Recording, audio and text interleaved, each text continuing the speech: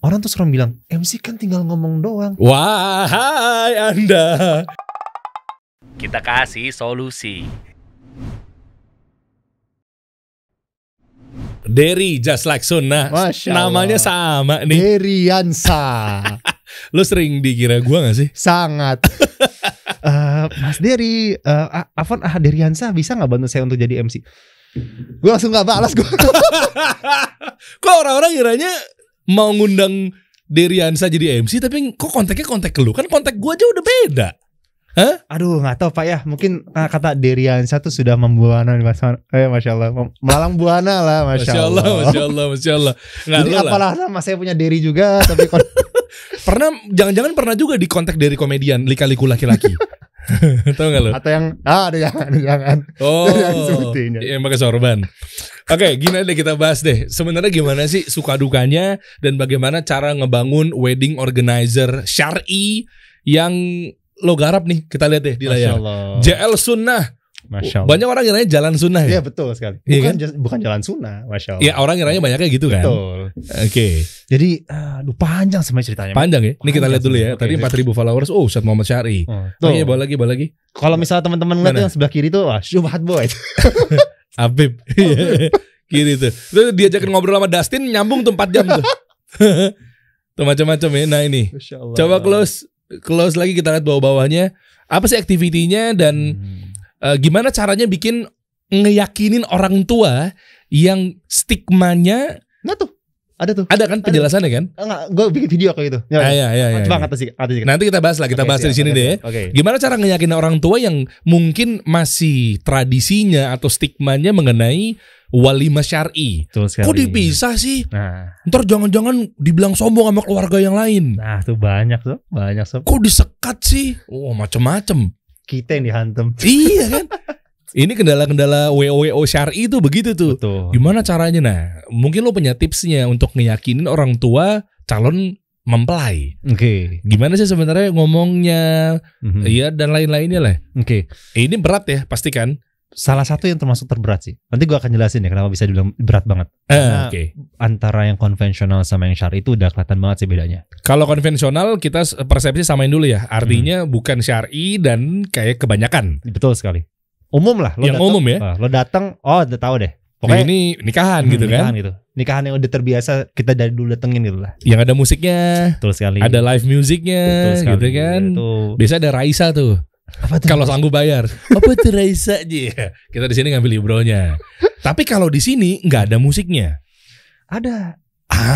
Ada. Suara Sorry. burung. Back sound kita nyebutnya. Kita bukannya belum musik. Iya kan backsound beda sama Back sound. musik. Ya oke lah. Diganti apa suara-suara? Enggak, ada alat musiknya juga benar.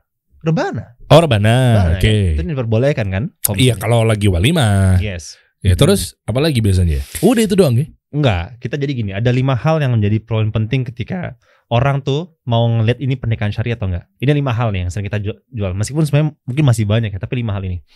Dan 5 hal ini punya levelnya bro. Gue sebutin dari level paling rendah yang orang-orang nganggap hal biasa sampai level yang paling tinggi yang orang ngerasa ini apaan sih gitu. Oke. Yang pertama itu mengenai lo makan sambil duduk. Iya. Kalau kita datang di pernikahan konvensional, itu kan biasanya orang datang makan, habis ngambil salaman, buffet, nah makan berdiri kan. Kursi tuh di ujung-ujung tuh, nggak disediain di tengah. Orang jadi udah standing party jadinya. Itu yang pertama. Tapi kan ada dalilnya, Rasul makan berdiri. Betul. Iya, gue coba mengantem. Enggak. Kita secara Iya, objektif dong. Betul. Walaupun lebih baik duduk. Betul. Heeh. Ya kalau misalnya kita ngambil hadis Rasul lebih afdolnya yang mana? Duduk. Kalau orang juga misalnya lo ngecek dari kedokteran mereka bilang kenapa posisi makan tuh mesti duduk dibandingkan berdiri. Itu karena kondisinya apa lebih bagus untuk pencernaan gitu. Itu dia. Itu yang pertama. Oke. Yang kedua ini mengenai masalah busana. Busana sesuai syariat. Nah syariat ini kondisinya laki-laki misalnya ya mungkin kalau laki-laki aman lah ya. Paling cuma agar nggak isbal aja lah. Nah tapi kalau perempuan biasanya meskipun mereka itu pakai bajunya pakai baju syar'i, tapi kan kadang-kadang syar'i itu tuh ngebentuk bro. Si perempuan ini. Perempuan. Terus? Nah kita berusaha agar kalau misalnya mau bikin pernikahan syar'i itu meskipun oke lah bentuknya kebentuk tapi ditutupin panjang, jilbab panjang.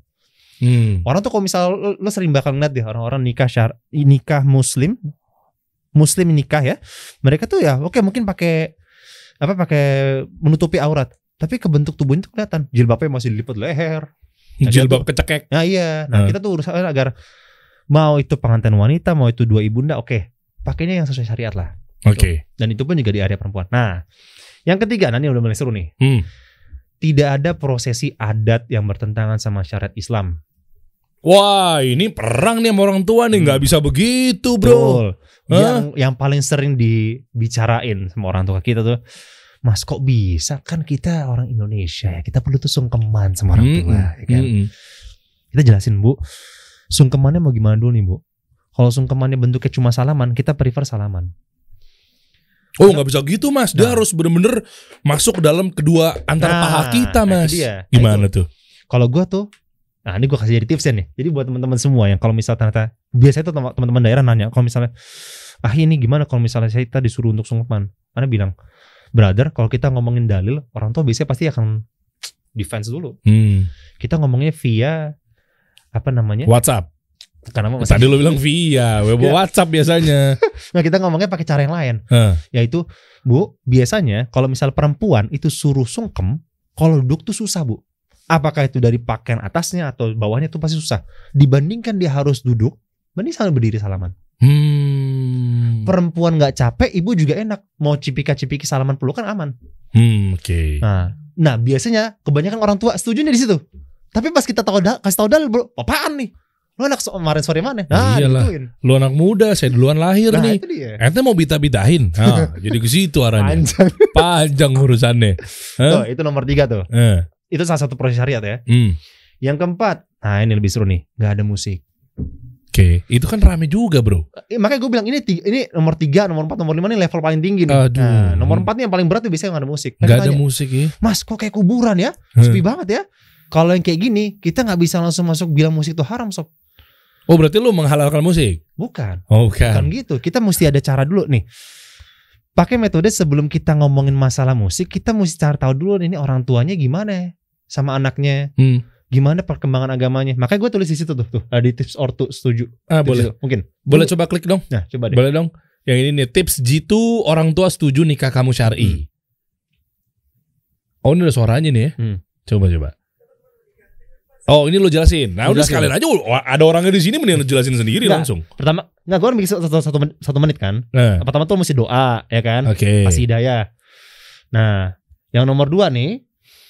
Kedua, nah jauh-jauh hari sebelum ketemu pasangan, edukasi orang tua dulu, datang nikah syar'i. Nah itu.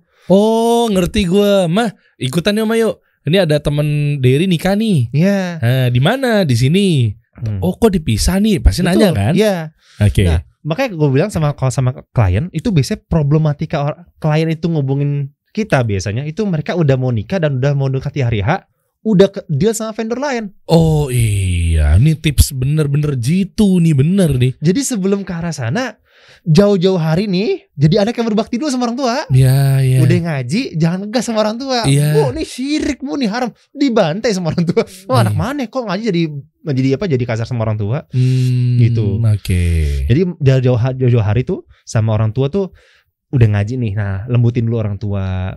Coba traktir makan, kasih hadiah, ngatin, wah anak gue makin ngaji makin lembut ya. Nah habis itu ternyata sebelum ketemu pasangan, nah coba ajakin, mah nih aku ada di undangan pernikahan syar'i ini, yuk kita datang yuk. Ajakin aja orang tua. Terus habis itu kasih tau, mah nih ternyata nikahnya comfortable ya, meskipun kita nikah mungkin hampir sama kayak nikah konvensional, cuman kayak gini. Bikin mereka tahu dulu, baru ngomongin masalah musik.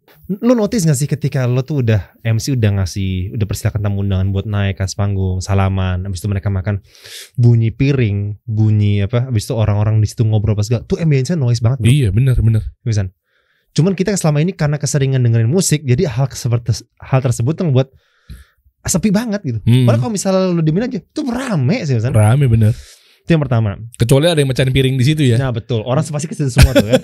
Biasanya lu komprang, sepi dulu tuh. 5 detik. Habis itu ngobrol lagi. Kecuali gitu tuh. Ya. Itu yang pertama. Jadi kita nggak kasih musik sama sekali atau background sama sekali. Yang kedua, kita kasih mereka itu satu MP3. Ini juga sering sama teman-teman yang lain juga. Isinya itu adalah anak kecil, perempuan baca dan menyanyikan syair atau bersyair pakai rebana. Tinggal di playback aja lah tuh. Tinggal on off high low aja lah gitu. Si MP3-nya itu ya. MP3-nya aja. Berarti rebana enggak apa-apa ya? Rebana enggak apa-apa dong. Catat kalau untuk pernikahan. Walimah, betul sekali. Jadi bukan Maher Zain ya? Bukan. MP3-nya yang selalu saya datengin tuh bisa barakallahu lakaman gitu-gitu. Hafal ya saudara Derin? Hafal. Sering sekali saya ke walimah begitu pakainya. Bukan walimah sih, pernikahan. Resepsi pernikahan lah, Masya Allah. Yang ketiga kita kasih backsoundnya itu backsound nature. Mostly itu suara air, suara pegunungan, suara ambience hutan apa segala. Dan biasanya itu ada suara burung. Ya gue mau nanya kenapa sih BL burung lagi tuh kenapa sih wajib ya? Enggak sih. Enggak harus wajib burung sebenarnya. Yang penting ambience aja gitu. Harusnya kan mungkin bisa binatang lain, iguana, tapir. Coba deh. Lah, kok gini bro. Nggak tapir kenapa? Ya gue paham. Cuma gini, lo pernah dengar suara tapir nggak? Itu dia pertanyaan. Lo atau suara iguana gitu? Atau lo gini ya, lo misalnya lo datang ke wedding nih, datang ke walimah, lo denger suara macan. Ya itu kan ganggu. Makanya gue bilang iguana. Iya kan? Gak, atau lebih, tupai. Yang lebih calm tuh, lebih relaxing tuh suara burung bro. Oh. Seriusan? Ya makanya kan gue nanya, apakah jangan-jangan suara iguana lu haramin juga? Enggak maksudnya makanya gue nanya, kenapa sih enggak yang binatang yang lain gitu loh? Sebenarnya kalau nature banyak kan, tadi gue bilang kan nature bisa suara air, bisa suara pegunungan, bisa suara ambience forest. Nah biasanya ambience itu yang paling sering kedengar tuh apa? Suara burung. Paling sering kedengar. Bukan satu kewajiban sebenarnya. Iya gitu. dan kayaknya lebih syahdu apa ya?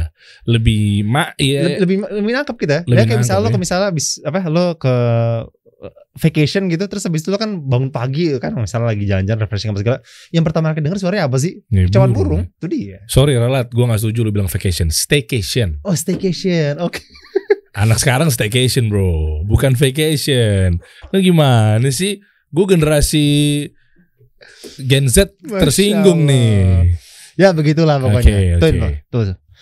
Dan satu hal lagi sih sebenarnya, kalau misalnya orang itu datang ke wedding dan mereka ada musik ya, ini oke, masalah hukum musik tuh para asatidz yang bisa lebih menjelaskan. Cuman lo notice deh ketika orang-orang itu udah paham sama hukum misalnya, habis itu mereka ngeliat dari sisi duniawinya, orang tuh kalau misalnya datang wedding, mereka tuh lebih nyaman ketika nggak pakai musik.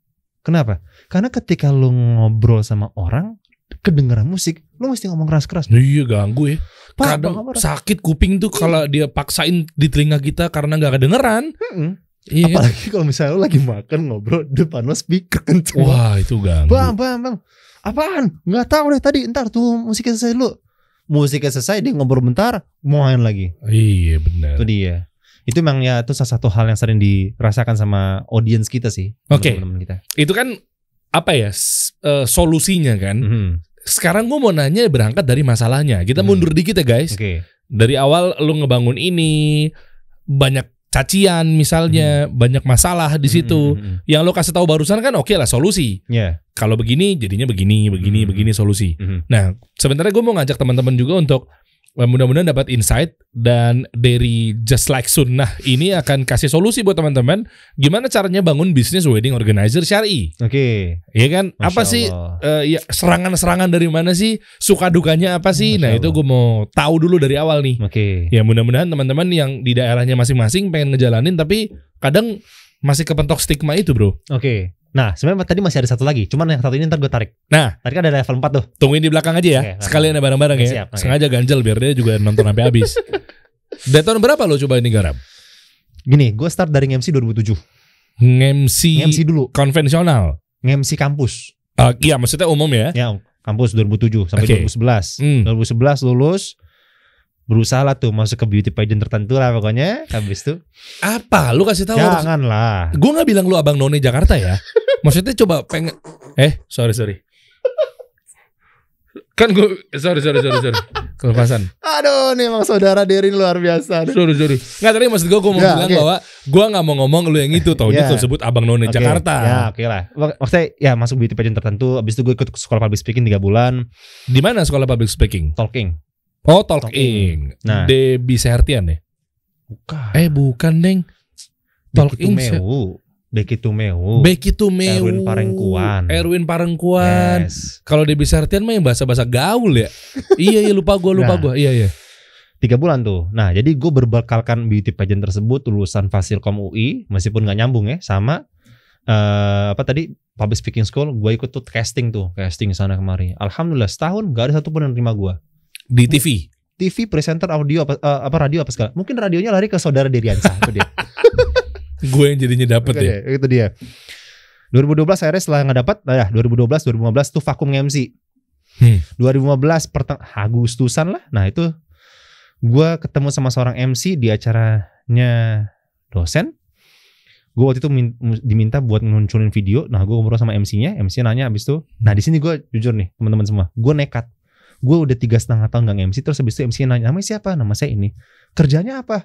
Saya nge-MC dan bikin video. Padahal gue udah 3,5 tahun gak nge-MC. Oke. Nah si MC langsung bilang, oh nge-MC juga, boleh gak saya tuker nomor handphonenya? Dapat nomor handphonenya gue bro. Pertama kali dapat, dapat nih. Ntar kalau misalnya saya butuh MC, saya hubungin Derry ya. Oh waktu itu gue belum manggil nama Derry, masih nama panggung gue yang lama di kampus. Apa tuh nama panggungnya? Jangan, dah. Enggak, gue nanya doang. Jangan. Namanya apa? Steven. Bukan. Jonathan. Bukan. Apa sih? Nama Jepang lah pokoknya. Dah. Jauh kan? Dah. Udah lo nggak tahu sob, seriusan lo nggak tahu, lo nggak tahu. Rasengan. Hah? Gue bukan penggemarnya Naruto bro, seriusan. Oh bukan. Gue bukan penggemar Naruto. Nobita. Lah gue nanya. Bukan. Nah, bukan. Shizuka. Bukan dong. Sensei ya. Waduh. Ya pokoknya Jepang lah. Jepang pokoknya. Susite. Masih lanjut. Siapa tahu nama panggung lu Susite. Bukan. Oke. Nah, nggak lama kemudian sekitar 2 bulan dari ketemu sama dia itu dia ngomongin, oh Derry tanggal sekian kosong nggak? Kosong kok. Mau nggak masuk dunia wedding lagi MC? Mau nih saya bukain jalanannya. Udah. Gue masuk dunia MC lagi Oktober 2015 kalau gak salah. Gue nge-MC lagi pertama kali di acaranya non-muslim. Udah wedding konvensional non-muslim resepsi. Gue gak bisa ngomong assalamualaikum bro. Wah lu berarti pakai om siosim. Enggak, gue masih ngomong selamat malam. Tapi kan gue gak bisa ngomong karena wah ini ternyata orang non-muslim tuh. Gue mau ngomong assalamualaikum susah. Alhamdulillah wassalatu wassalamu ala rasulullah gak bisa kan. Boro-boro dari innalhamdulillah sampai wakul bid'atin dolala nggak bisa tuh ya. Itu urusan api lah pokoknya. Jadi intinya gue cuma sholat malam sama datang dia aja.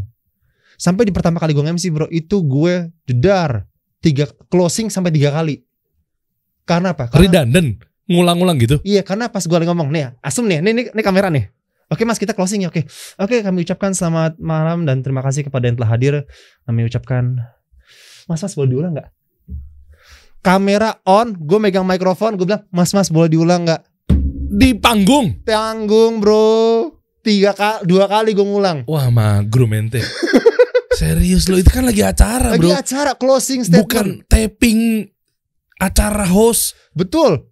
Kamera ngadep gue lagi ngomong gini dan gue lupa untuk miking out. Gue ngomong, mas boleh diulang nggak? Orang nggak. Dan yang kedua kali gue baru sadar, salah gue tadi ngomong.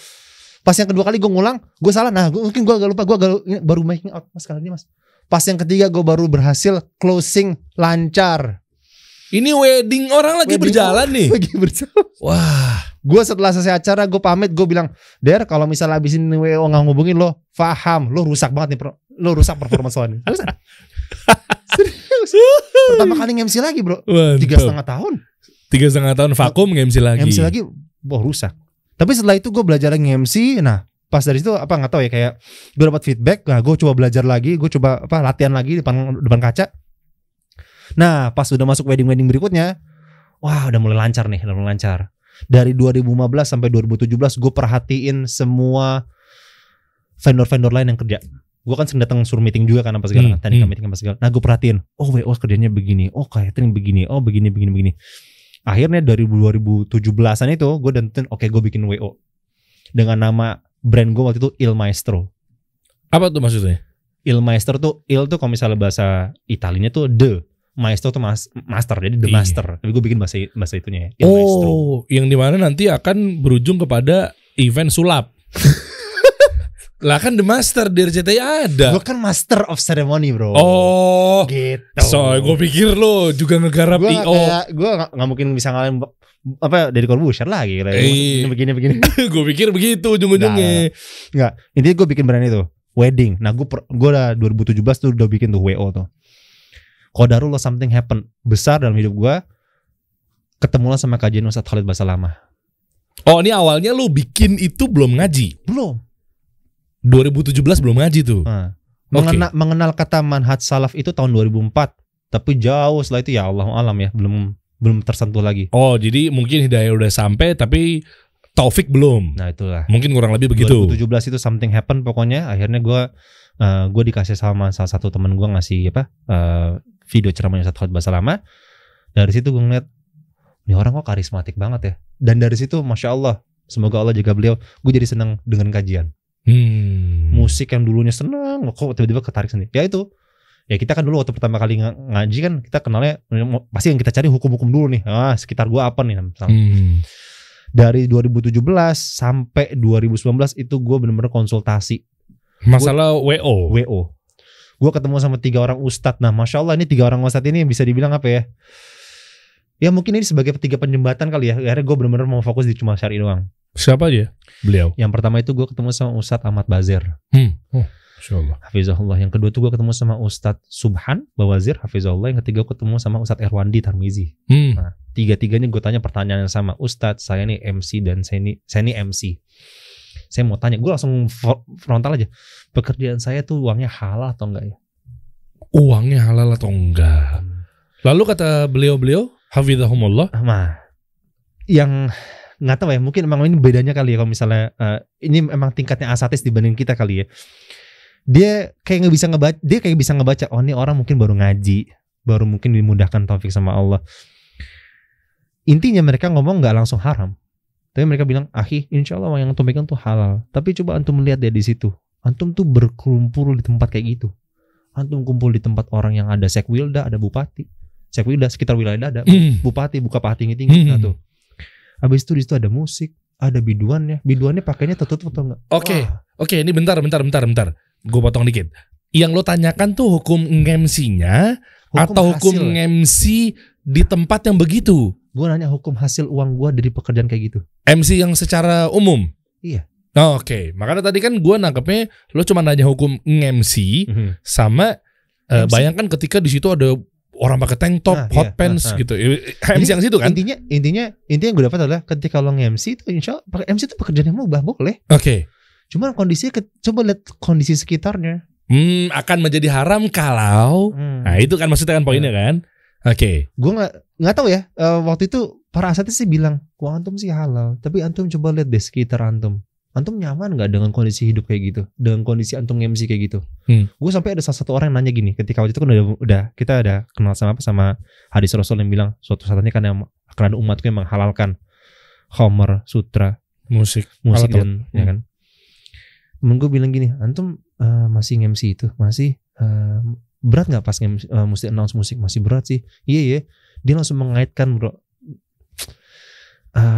Kan musik di situ kata Rasul kan ada musik homer sutra buat laki-laki sama zina ya. Lo kayak kami persilakan buat bermain musik ya. Kan MC mesti ngomong gitu. Mesti mempersilahkan mereka buat main. Iya. Berat nggak pas ngomong gitu? Berat banget ya.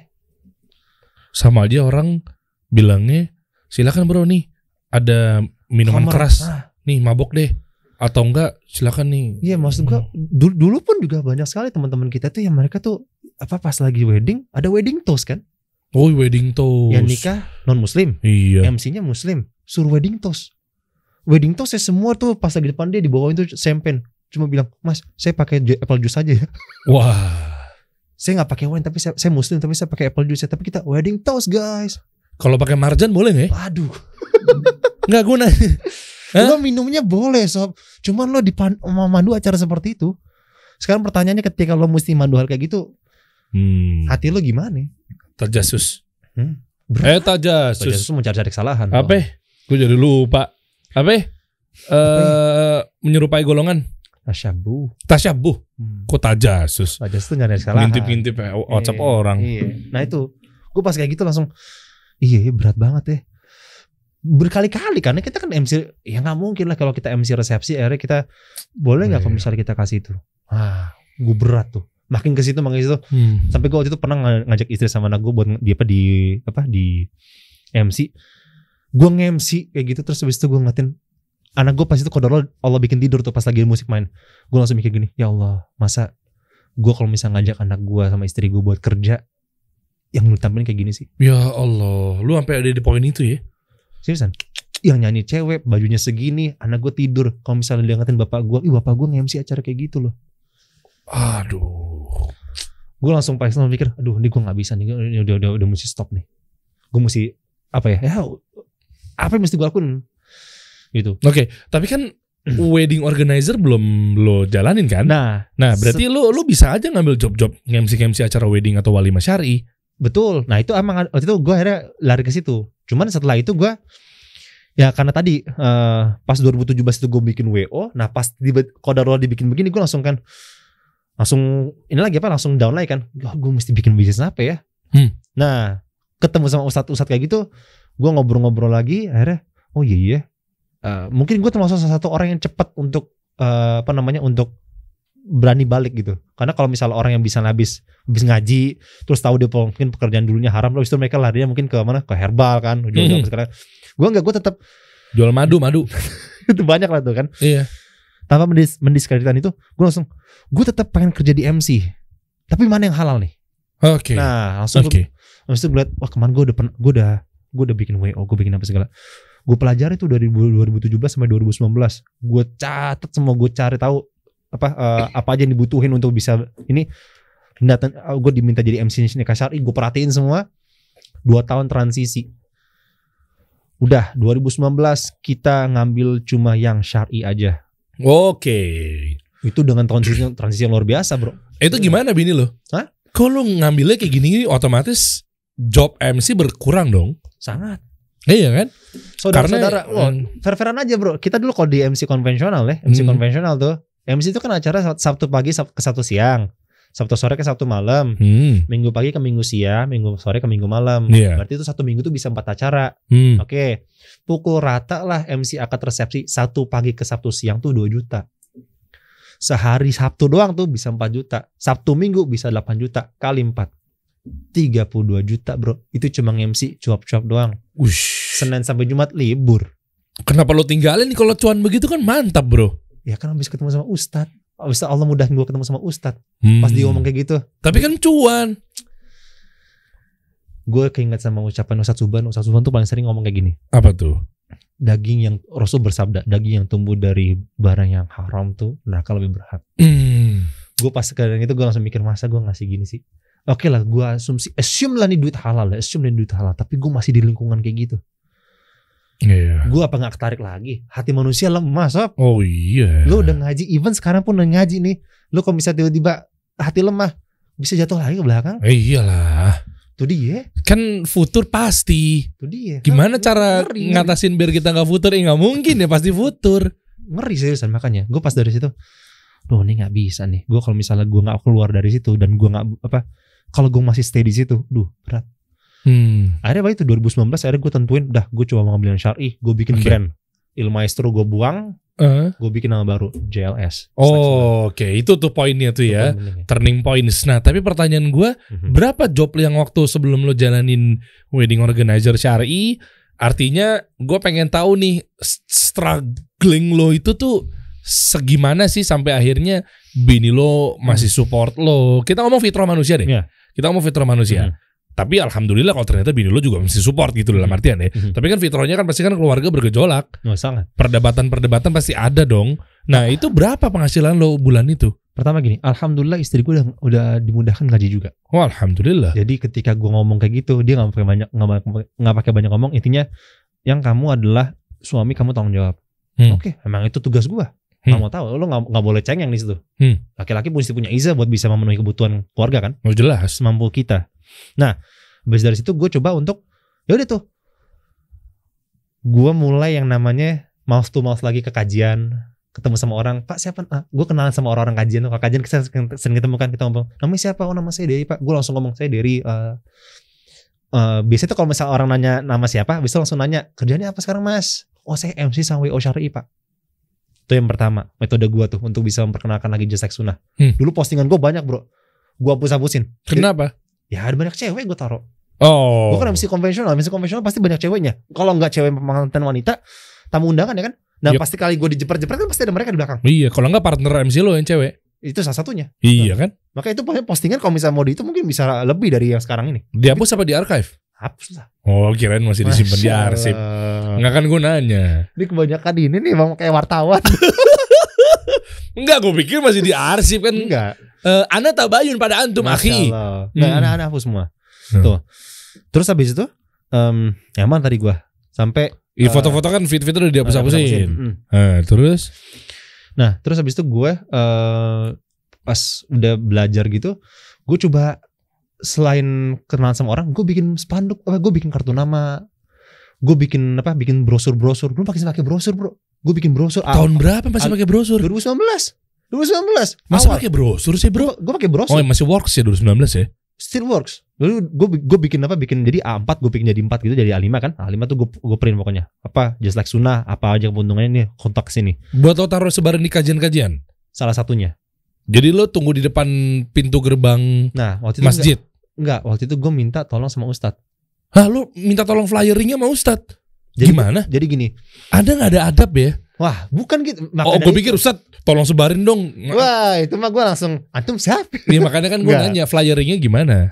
Jadi gue kalau ngasih sesuatu ke Ustadz itu gue ke orang yang udah kenal, udah deket, beliau tahu gue siapa. Nah itu. Kalau gue belum tahu mah nggak mungkin.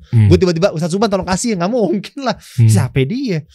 Gitu. Nah gue sering ngobrol sama Ustadznya. Beliau tahu kondisi gue kayak gimana. Gue sering konsultasi sama beliau. Nah habis itu gue cerita, Ustadz saya bikin WO Syar'i ini, boleh minta bantuan ke Ustadz nih, apa ntar kalau misalnya di jamaah Ustadz saya ada flyer mungkin bisa dibagikan.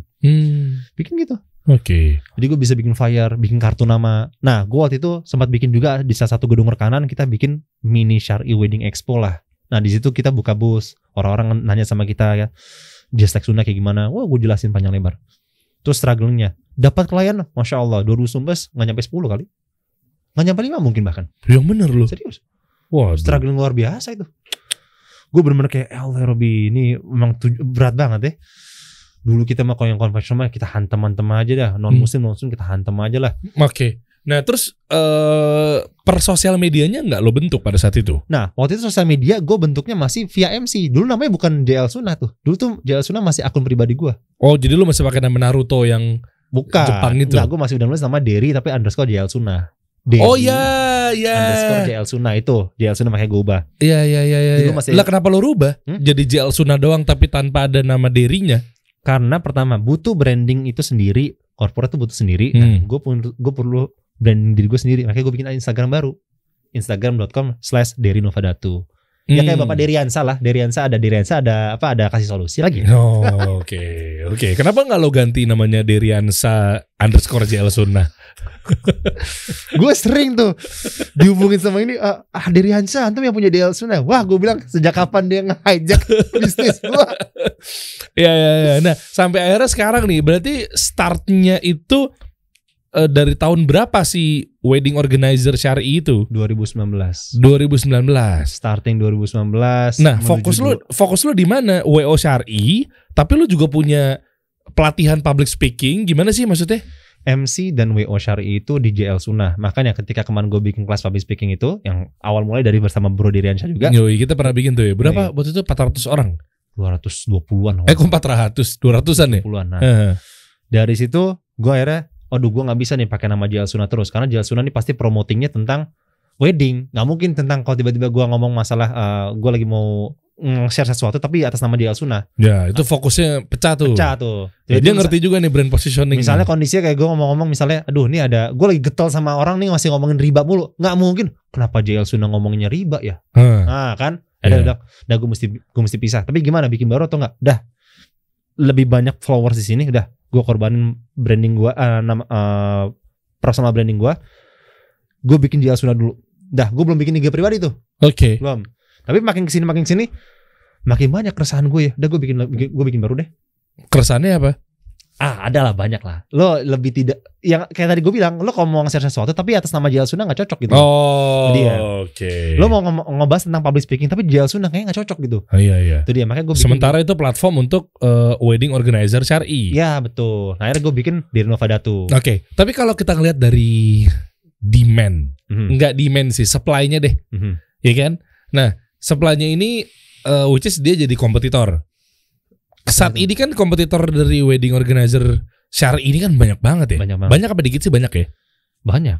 Kita apalagi ngukur misalnya yang sudah di backup sama Ustadz misalnya, ada nama besar Ustadz di belakang itu luar biasa. Contoh. Jangan lah disebutin. Kenapa emang ya? Takut pada lari ke sana ya? Enggak, mereka udah punya market masing-masing. Enggak, makanya gue mau bahas mengenai kompetitor lo. Saat ini kompetitor lo siapa aja gitu aja. Gini, yang paling besar ya, paling besar fair-fairan aja. Mawaddah sama Hafdin. Mawaddah sama Hafdin, oke.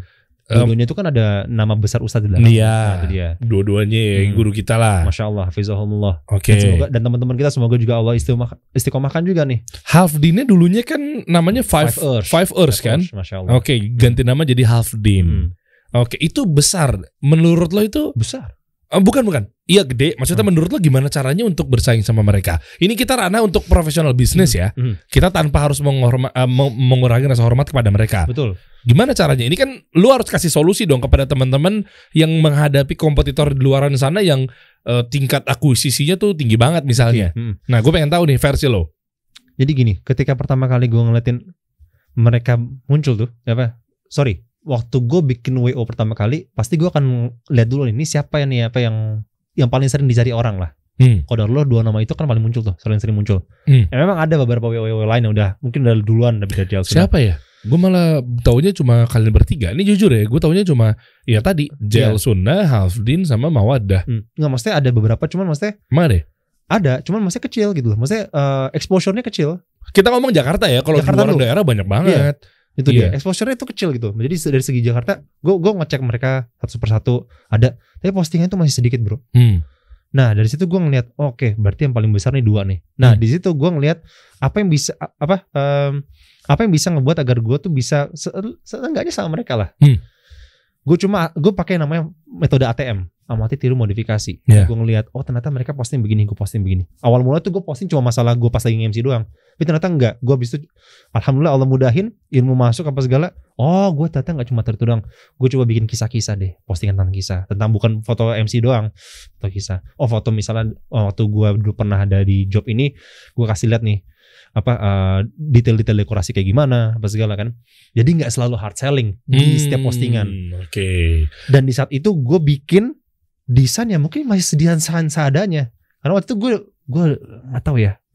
Gue dari dulu tuh emang orang kan suka ngedesain bro ya. Nah kalau gue bilang desain gue jelek, tapi gue butuh buat posting ini buat postingan gue, buat konten gue. Kenapa? Karena orang perlu ngeliat, orang perlu tahu nih. Jangan sampai JL Suna cuma isinya mati postingannya. Mesti terus berkembang. Nah kalau misalnya ternyata lagi mati, gue mesti ngisi lagi dengan konten lain yang at least paling nggak relate sama apa yang gue mauin. Makanya gue bikin postingan tentang pernikahan, gue bikin postingan tentang kisah orang tua sama anaknya, tentang kajian yang berhubungan sama dunia rumah tangga misalnya, itu gue taruh. Agar positioning fresh. dan fresh tuh orang tuh, iya, tuh fresh tuh. Gitu. Iya benar. Dan tadi ya selain positioning, agar brand identity-nya kebangun. Bahwa lo tuh ya nempel banget sama keluarga, rumah tangga, apa segala macam. Nah, tapi gini, ini dilematis nih bro. Lunya seorang MC, lo bikin satu wedding organizer syar'i. Berarti orang-orang kan udah pada tahu kalau lo adalah punyanya, lo punya JL Suna. Nah, berarti lo nggak akan pernah diundang sebagai MC di kompetitor lo dong. Ya tadi WO syar'i yang lainnya. Misalnya lo pernah gak nge-MC di acaranya Hafdin atau di acaranya Mawaddah? Hafdin belum pernah. Nah berarti gitu kan. Nah itu sama Mawaddah pernah. Mawaddah pernah? Waktu pertama kali gue mau jadi MC syar'i, belum bikin WO. Nah waktu itu awal-awal tuh. Maksud gue berarti lo menutup ruang gak sih? Enggak. Kalau untuk jadi gini, kesana gue pakai konsepnya gini. Kalau lo emang mau kerja sama kita tulisnya in collaboration. Contoh misalnya, Mas Dedi, saya butuh bantuan Mas nih. Saya butuh bantuan Mas untuk jadi MC saya. Padahal tuh WO line misalnya. Iya. Gue tuh punya list MC. Mau pakai siapa? Oh Derry, udah pakai Derry. Ntar di postingan kita tulis in collaboration with JL Suna with nih. Oh. Itu fair bro, dan kondisi apa ya? Orang juga tahu kondisinya. Ya lu berarti menutup diri dong? Enggak. Gini, lo masing-masing udah punya brand masing-masing. Orang nama tim A, JLS tuh udah punya nama orang tuh A, B, C, D gitu ya. Nah, orang kalau misalnya ngeliat si B, oh di B nih bagian dari JLS. Kalau gue udah hire dia, ya berarti gue mesti fair tulis di postingan gue. Kita kerjasama sama JLS. Sekarang tuh udah nggak zamannya kita perang bro, tapi kita kolaborasi. Betul. Dengan banyaknya WO syar'i, otomatis insya Allah industri jadi naik. Betul. Jadi kesebar bahwa pernikahan tuh yang kayak gini loh. Betul. Tidak ada pelanggaran syariatnya, apa segala macam dengan adanya lo teman-teman semua gitu kan. Itu harusnya kita merasa begitu gitu loh. Betul. Nah itu PR. Tapi sayangnya gue nggak pernah diundang menjadi bagian dari vendor MC WO kalian-kalian. Tolong nih teman-teman kasih solusi, bisa kasih rate harga MC-nya Mas Deriansyah. Loh, gue gak pernah diundang. Gue pernah ngundang bro. Gue pernah ngundang sama satu klien gue. Gue bilang, bisa gak kalau bisa ngundang Deriansyah? Bisa, saya punya kontaknya. Lu pas ngasih harganya, dia langsung stres dia. Aduh, bisa cari MC lain. Salah orang kali itu. Enggak, gue ada satu orang. Gue ada satu klien gue. Gue ngasih tau mau sama Deriansyah gak? Ternyata pas kita tanya harganya, Masya Allah. Mungkin teman-teman bisa ntar kalau kontak sama tim kasih solusi, coba tanya ya. Rate MC-nya ke Deriansyah berapa gitu. Oke, fair nih. Kita bahas nih. Gue todong sama depan orangnya, jadi gue gak bisa ngeles. Samping itu juga gak boleh bohong juga kan. Iya kalau lu mau pakai MC gue, ya gue segitu. Iya. Kan semua orang punya harganya. Betul. Gue pernah juga ngambil di MC wedding. Gue juga nge-MC secara umum dengan catatan gak ada pelanggaran syariat ya. Betul. Kita sama lah kalau gitu-gitunya. Ya lu mau pakai budget gue segitu. Betul. Gitu. Iya gitu deh. Ya, itu hak orang masih. Lu punya harga, gue punya harga. Betul. Kan. Yang ngejual kenapa jadinya orang tuh punya harga segitu. Nih sekali lagi buat teman-teman semua. Nih gue sering di apa ya, Instagramnya JL Suna tuh sering juga ditanya-tanya gitu. Soalnya kita tanya gini, misal gue qadarullah di hotel yang luar ya, hotel bintang 4 misal gitu ya, kan gue pasti posting story gue dong, dekorasi kayak gimana gitu apa segala kan. Terus dia nanya, ada yang nanya gitu, kan ya harganya berapa? Oh harganya sekian ya. Terus langsung bilang gini, wah emangnya kalau nikah tuh cuma buat orang kaya aja ya? Ya Allah. Gue langsung bilang gini, antum jangan punya konsep kayak gitu. Kalau misalnya konsep kayak gitu berarti orang gak bakal nikah semua. Iya. Antum kalau antum nge-follow WO yang mereka emang kebiasaannya di tempat-tempat hotel bintang 5, hotel bintang 4, jangan kaget kalau harga mereka segitu. Iya benar. Dan semua MC tuh punya, ini kita serius bahas MC ya, karena lu juga seorang MC profesional. Maksud gua semua MC tuh beda-beda, nggak bisa disamain. Gak bisa. Dan dia mau sasar market yang mana ya hak dia. Betul. Maksud gua di sini kita coba win-win ya di sini ya. Gue pengen objektif di sini. Jadi nggak melulu MC di sini kayak oke lah udah terlanjur kebahas juga misalnya red card gitu kan. Ya lu kalau mau ngundang gue ini kita gak usah bahas mengenai Raffi Ahmad dan lain-lainnya ya. Itu beda kita beda market nih gitu ya. Tapi maksudnya untuk peranah wedding syar'i kita bahasa wedding organizer syar'i lah. Ya pasti kan semua orang lu punya sasar target marketnya yang di kalangan mana, gue di kalangan mana. Ya gue fair-fairan aja. Lu kalau mau ngundang gue 20 juta, gue MC-in. Tapi kalau lu gak ada budget 20 juta gak usah ngundang Deriansyah. Ya itu hak gue juga kan. Kayak gitu. Orang-orang tuh sering salah kaprah gini. Nah nih, kenapa akhirnya gue mau ngomong ini juga. Orang tuh sering bilang, MC kan tinggal ngomong doang. Wahai Anda. Hei Anda. Hei. Mohon maaf ya. Dan itu yang sering ngomong siapa? Orang tua sob. Wahai orang tua. Sopan. Nggak, maksud gini. Orang tua sering ngomong gitu. Anak seumuran kita pun juga sama. Orang tua ngomong kayak gitu karena ngerasa apa? Kan tinggal ngomong doang. Apa susahnya sih? Ngapain belajar ikut kelas public speaking apa segala, capek-capek invest ke sana. Mending kamu invest yang lain. Kamu belajar mau bisnis apa segala. Lah, Pak, Bu. Nih, mungkin kalau misalnya buat teman-teman semua yang udah kemarin nonton ya si Deriansyah di sini pakai ngundang Kemal Mukhtar, apa si Steny Agusta, ngasih tahu tuh betapa pentingnya public speaking. Berapa pentingnya Anda bisa publikasi brand Anda dengan Anda ngomong doang tanpa harus nge-hire orang lain. Berapa banyak orang punya produk bagus tapi mereka nggak bisa karena mereka nggak bisa nyampein, nggak dikenal sama ini. Seriusan, nggak punya spokespersonnya gitu loh, nggak punya brand ambassador, susah. Kalau misalnya CEO-nya bisa ngomong kan enak. nih bro, gue punya nih bro barang bagus nih, lebih hafal dia dibandingkan orang bisa minta orang marketing mah. Betul. Nah permasalahannya orang mikir kayak gitu, ngapain kamu belajar public speaking, ngapain kamu ilmu komunikasi, kan tinggal ngomong doang. Itu makanya kenapa harga MC itu ada yang mahal, betul, ada yang murah ya, tergantung ya. Kalau murah mungkin dia memang mau deliver ke sana gitu ya. Tapi kalau memang ada yang mahal, ya maksudnya bukan berarti tinggal ngomong doang nih. Mohon maaf, kita juga ngambil ilmunya belasan tahun gitu. Yang mau gue omongin sekarang, kita ngomong bukan masalah cost ya, kita ngomong masalah value-nya. Kalau ada seorang MC, lo ketemu sama seorang MC, lo tahu dia nih, orang-orang sering bilang, misal contoh Kak Deriansa nih, Masya Allah. Apa nih? Kak Deriansa kalau misalnya sekali MC berapa? Misal contoh, wah sekali MC 50 juta, misal 50 juta. Kok bisa mahal kayak gitu ya? Bro, coba lo lihat Deriansa waktu pertama kali ngerintis sebagai MC sampai sekarang. Dia misal nge-MC dari usia 17 tahun. Sekarang usia berapa berarti berapa? 33. Dari 16 tahun itu coba lo lihat recordnya kemana aja. Dia udah ngambil ilmu sini. Secara gak langsung dia punya 16 tahun problem yang bisa diselesain sama Anda semua cuma di waktu 2 jam Anda. Nah ini baru pemikiran yang benar. You become an entrepreneur, you have your own profession branding ya, personal branding. Itu buat apa? Sebagai problem solver buat orang yang hire Anda. Tuh. Makanya ngasih harganya mahal. Ya maksudnya dia punya harga segitu. Iya. Gitu loh. Nggak bisa dipungkiri. Sesimpel, gue mau ngajak para orang tua nih ngomongin simpel. Kita gak usah ngomongin teknik MC sama public speaking. Takutnya kan gak nyampe itu, ya kan? Tapi kalau mau ikutan kelas kita berdua bisa. Langsung aja klik link di bio. Enggak. Tapi beneran, coba deh Anda ngomong. Gue coba sederhanakan kalimat gue ya. Coba deh Anda ngomong di depan khalayak umum, terselesaikan masalahnya, diberikan solusi, dan dikasih manfaat. Orang-orang datang ke acara tersebut. Coba deh. Beda. Wow. Itu ya mungkin sebagian orang megang mic udah yang gini, nggak tahu mulai dari mana, ya kan? Tanpa mengurangi rasa hormat dan di luaran sana. Mungkin kami nggak bisa di bidang Anda. Ya kan mungkin punya spesialisasi yang lainnya.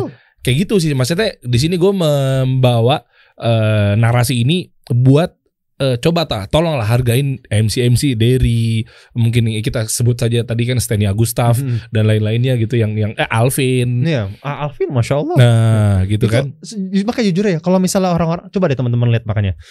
Kalau misalnya mereka tuh udah lama ya 10 tahun. Ini gak cuma berkalo di MC doang kok. Graphic designer misalnya. Orang sering bilang, kan ngedesain doang mah tinggal buka mah gak selesai mah. Masa gitu doang. Itu. Brother, mereka tuh belajar ilmu desain tuh bisa jadi di sekolah yang mahal. Habis itu mungkin mereka belajar juga di kursus-kursus yang lain. Meskipun sekarang mungkin bisa dipermudah dengan YouTube kali ya. Tapi mereka punya barang mesti original misalnya kan. Komputernya mesti spek bagus. Itu kan harganya mahal bro. Mereka udah investasi sana. Kalau mereka naruh harga misalnya sekali desain buat company profile Anda tuh misalnya naruh harga 20 juta. 20 juta tuh adalah harga yang pas buat nyelesain semua masalah yang Anda cari. Nah, Anda bakal nih, kalau misal mau nih, gue punya rumus ini. Ini rumus sering kita pakai. Apa nih? Ini apa nih maksudnya? Segitiga. Gue nyebutnya segitiga hal yang apa nyebutnya? Anda Illuminati ya? Wah bukan. Oh bukan. Enggak tadi gini. Segitiga. Bagus. Si Dimas tawa aja. Bagus, murah, cepet. Oh, kalau mau bagus jangan minta murah sama cepet. Oke. Kalau lo mau murah jangan minta bagus sama cepet. Kalau mau cepet jangan minta murah sama bagus. Oke, nice. Ini rumus segitiga bermuda lah. Bener. Lo minta MC. Ya kita gini ya sekarang. Lo datengin MC yang mereka udah, contoh misalnya kayak Anan ya. Gue pribadi aja. Gue udah MC dari 2007 sampai sekarang 2022, 15 tahun berarti. Okay. Nah gue udah punya harga sekian. Kalau misalnya ditanya, Mas Dery kenapa saya mesti ngambil harga, saya mesti nge-hire Mas Dery dengan harga situ? Gue gampang bilangnya, Bu, saya punya 15 tahun dengan segala macam pengalaman yang Allah mudahkan sama saya, Allah taufikkan sama saya, Allah hidayahkan sama saya. Permasalahan saya selama 15 tahun ini, di waktu ibu selama nyari acara 2 jam itu bisa terselesaikan. Kenapa? Saya punya 15 tahun case of problems yang alhamdulillah sudah ketemu solusinya. Mantap. Kita mesti berani bilang kayak gitu. Makanya paham ketika misalnya ditanya, oh saya mau nge-hire dia karena dia udah bisa jadi problem solver buat saya. Bukan sekedar orang yang nyelesain tugas doang. Iya. MC, misalnya dia MC baru 2 tahun, tapi misalnya dia belum pernah ngerasain yang namanya tiba-tiba pas lagi jalan nge-MC kesandung. Atau misalnya tiba-tiba pas lagi ngobrol mikrofon mati atau tiba-tiba mati, lo mesti ngapain di situ? Iya. Atau tiba-tiba pas lagi ngobrol tiba-tiba ada orang yang nyorakin. Berapa sering bro kita nge-MC terus tiba-tiba ada orang, Mas, ini saya udah dari tadi ngantri nih, kok saya nggak maju-maju. Mohon maaf ya Pak ya. Anda mau dapetin MC yang bisa dapetin problem solving kayak gitu, kalau mau nggak mau dapet gitu, mohon maaf, cari yang murah, cari yang masih belajar. Iya. Temu. Iya banyak. Yang gratis juga banyak. Iya, yang gratis juga mau, karena mereka butuh jam terbang. Tapi kalau misal sama orang-orang yang udah mungkin ibu sudah coba cari tahu, coba deh MC ini udah berapa lama dia misalnya berkarir, coba di postingannya apa segala. Nggak bisa kamu bisa harga segitu. Iya. Sama juga dengan Anda misalnya para orang tua yang misalnya kerjanya udah berpuluh-puluh tahun misalnya di kantor, terus gaji Anda 52 juta misalnya, 30 juta setiap bulan. Terus tiba-tiba Anda diminta buat pekerjaan Anda yang persis tapi di company lain. Mohon maaf ya Bu ya, 3 juta aja. Anda ngambek lah.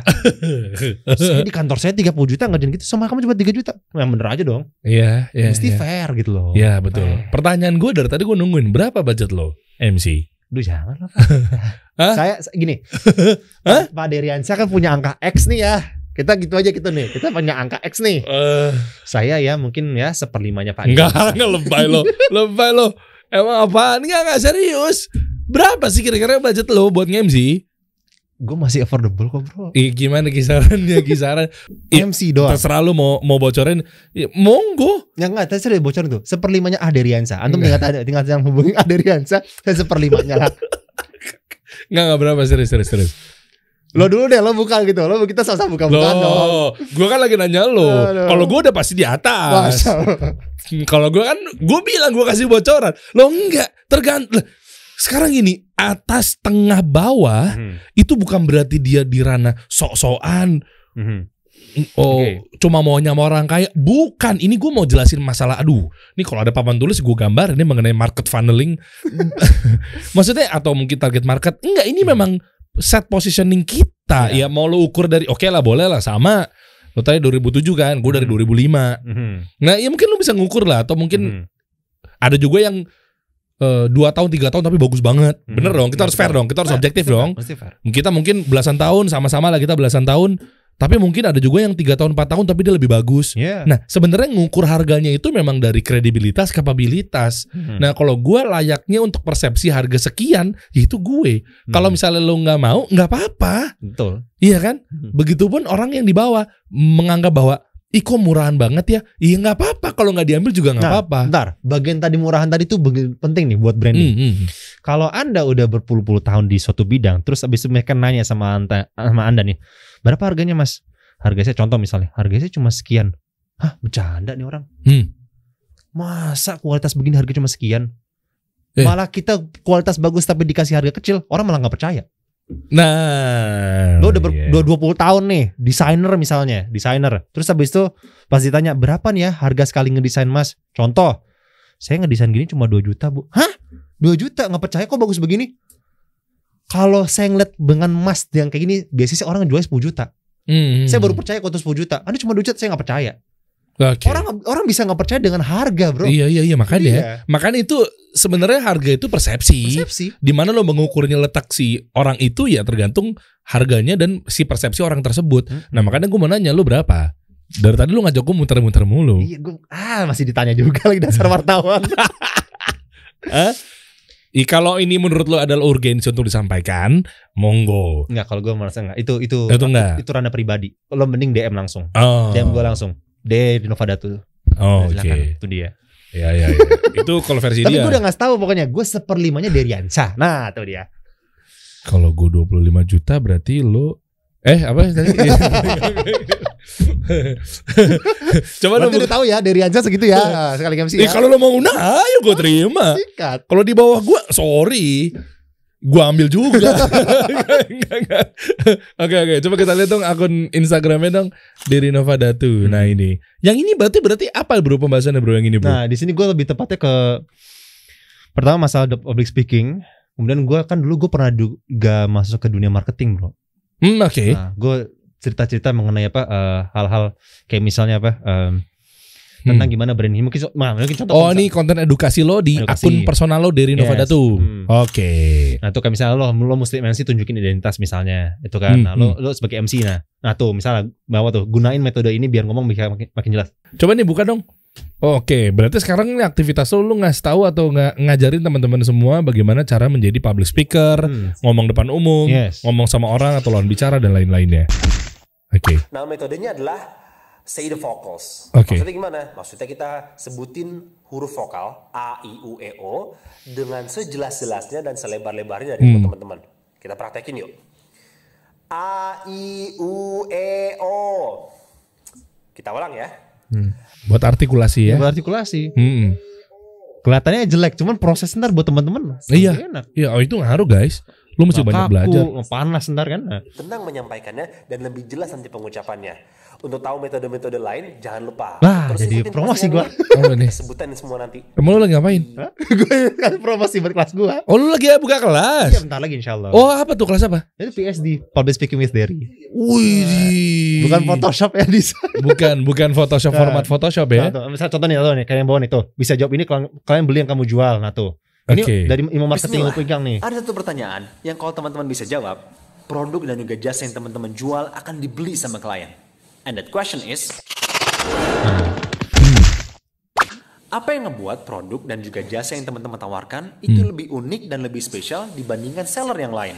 Pakai dua metode ini ya. Gue belajar dari marketing dulu. Berikan kepada mereka jawaban yang jadi sedikit-sedikit jawaban yang profesional. Sehingga apa? Oke, berarti sekarang lu lagi buka kelas ini. Insyaallah. Oh, Masya Allah. Berapa harganya bro? Ya kita tipis bro, nggak usah marah-mahal kita. Enggak, makanya gue mau tahu. Coba close dulu. Kita ngobrol nih. Apa sih sekarang yang lagi lu jalankan? Coba dong kasih solusi buat teman-teman dong. Jadi buat teman-teman semua nih, gue bikin kelas secara pribadi ya. Mungkin part dari kita dulu yang kakak itu kan. Nah, dengan seminimnya ilmu yang gue ketahui, ya gue bikin kelas tentang public speaking, MC sama voice over sama showtime. Kayak biasa kayak sama kita loh. Nah, cuman kondisinya benar-benar dari basic. Ya lu udah tahu materinya lah intinya. Kita nyampein dari situ. Oh, kita dulu pernah buka juga tuh. Gitu, hampir bukan hampir ya, 200-an ya. 220 orang lah. 220 orang ya waktu kita daftar waktu itu duo Derry. Iya, double dare kan. Cuma mungkin saya mundur dulu. Masya Allah. Bukan. Mungkin justru Bro Derry ini yang jadi pionirnya sebenarnya. Aduh, Masya Allah. Enggak. Saya disukanya tawadu mulu, gak roket beneran. Enggak lah. Dia pernah buat meroket beneran. Enggak dong. Enggak beneran bro, beneran. Maksudnya kan lu yang punya kapasitas, ayo dong bantuin teman-teman semua dong. Gua lagi pensiun dulu bentar. Masya masih Allah. Banyak kesibukan lain lah. Dia mainnya dari 1 miliaran bro. Kita main masih receh, dia 1 miliaran bro. Kagak. Enggak bro. Buka gede nih. Enggak bro. Oke, terus. Enggak serius. Ini gue beneran. Coba kasih solusi buat teman-teman gimana caranya buat belajar jadi MC misalnya. Nah, itu dan bisa dibilang sih itu berangkat dari banyak hal sih. Jadi nggak cuma sekedar MC doang. Sekali lagi public speaking tuh bukan cuma sekedar MC doang teman-teman. Tapi semua tuh butuh sama public speaking. Iya, setuju gue. Semua profesi kalau gue berani klaim dan berani berucap gitu harusnya butuh public speaking. Sangat. Lo gak setuju debat di kolom komen sama gue. Woi lah ngeri banget. Enggak. Canda. Beneran. Iya beneran tapi beneran. Semua profesi itu belajar public speaking itu nggak melulu jadi MC, tapi semua profesi itu butuh public speaking. Kenapa? Karena teman-teman yang akan ngejual tuh butuh public speaking, memasarkan butuh public speaking, even kenalan pun butuh public speaking. Oke. Kemarin kan gue nontonin tuh yang sama Stanley Agustaf yang sama Kamu Mutar, gue nontonin. Bener. Kalau beda cara ngomong itu udah bisa ngebuat orang tuh tertarik sama kita atau enggak? Ngobrol. Nama saya Derry. Biasa. Kenalin, nama saya Derry. Beda. Datang, selamat pagi Pak di Alfamart misalnya. Atau misal selamat pagi di Mart ini. Mau butuh apa Pak? Lo ngomong begitu sama selamat pagi Pak, selamat di Mart ini butuh apa? Customer service, even customer service atau call center misalnya pasti telepon. Halo, selamat datang di PT Telekomunikasi ini. Lu ngomong misalnya, halo, selamat datang di Kasih Solusi.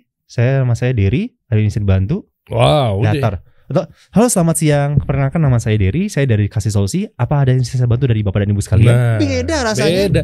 Tapi jangan juga terlalu lebay kayak, halo, welcome back to my YouTube channel. Saya dengan Derry gitu. Enggak. Juga customer service begitu. Enggak. Maksudnya disesuaikan dan itu beda banget. Seriusan. Dari tingkat CEO sampai even tingkat OB pun kalau misalnya mereka belajar public speaking beda. Harusnya mbak-mbak di Alfamart ketika menghimbau mengenai tebus murah Alfamart, kenapa banyak ditolak misalnya, harusnya dengan gaya public speaking. Betul. Makanya kan kadang kita, sepengetahuan gue ya, tanpa mengurangi rasa hormat brand Alfamart, tebus murahnya sekalian Kak, ya mungkin kurang ngobrolnya cuma ya sebagai sesuatu hal yang jadi udah paksaan. Pulsa sekalian Kak, makanya kita rata-rata ngasih tangan kan. Coba mungkin dikemas sedemikian rupa, mungkin tebus murah Alfamart closing banyak tuh di situ tuh. Bisa jadi. Iya. Orang-orang tuh jadi makanya menganggap bahwa ngapain sih belajar public speaking, ntar udah mau jadi MC. Emang MC ada satu lagi nih, emang MC ada masa depannya. Wah. Itu paling sering saudara-saudara dapat pertanyaan dari orang-orang. Emang MC ada masa depan? Nggak tahu. Nggak ada.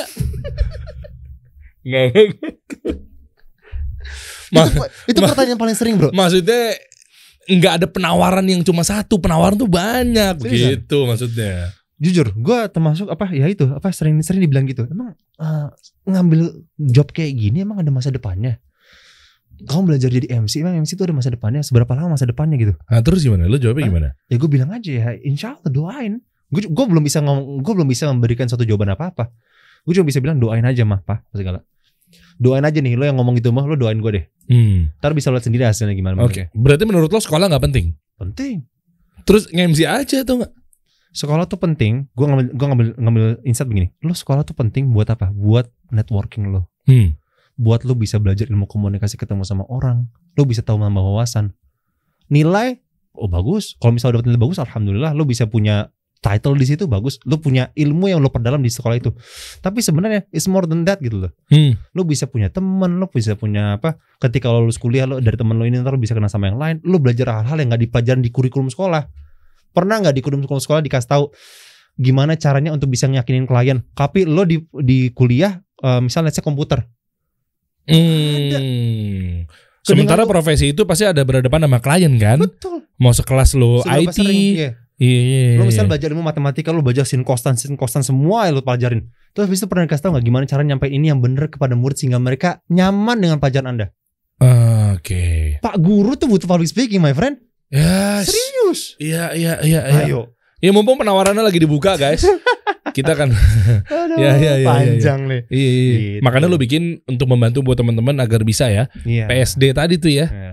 Di public speaking dari Ansa. Lo yang iklan nanti cuannya masuk ke gua. Lo yang iklan, lo yang sibuk naikin personal branding. Masuk gua Kak Deriansa nih gimana? Kak Deriansa lagi. Emang berapa orang sih yang salah ngontek? Ya Allah banyak bro. Banget. Kok bisa begitu ya? Ya nggak ngerti deh gua, nama sama.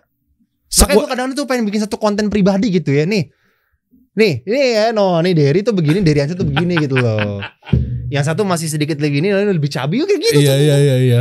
Gitu. Ya gimana soalnya mungkin nama gue terlanjur naik banget kali ya. Masya Allah. Butuh disiram ya Bapak ini. Oh tapi kalau disiram sama lem mineral mah gak masalah. Pitching lagi biar closing ya.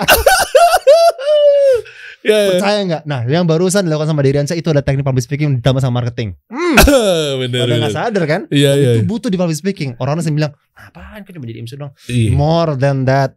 Pengusaha artinya butuh public speaking ya. Butuh banget. Tapi ingat satu lagi, selain public speaking, pengusaha juga butuh ilmu finansial dan keuangan yang tepat. Betul. Misalnya contoh software pakai Zahir. Masya Allah.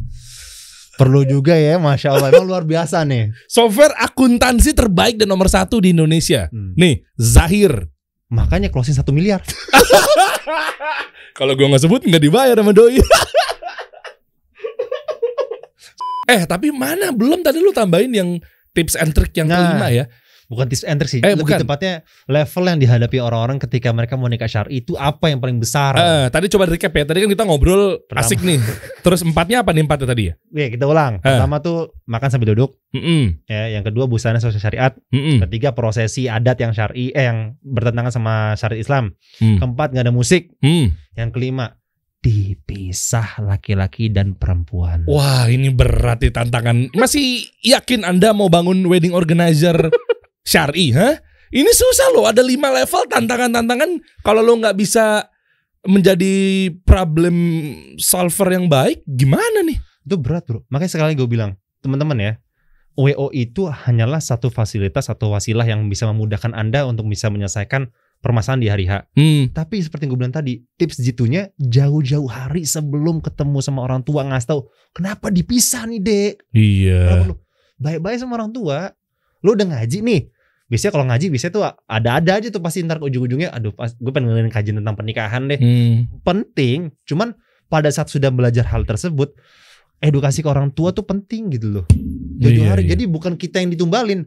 Karena ada sering gitu bro, maksudnya bukan kita berarti menyalahkan, enggak. Cuma saya ketika mereka udah mau nikah, tadi gue bilang kan problemnya kan, mereka udah dapetin udah tentuin tanggal, tentuin venue apa segala, udah deal, baru mau ngomong sama orang tua pas udah deal vendor, itu berat.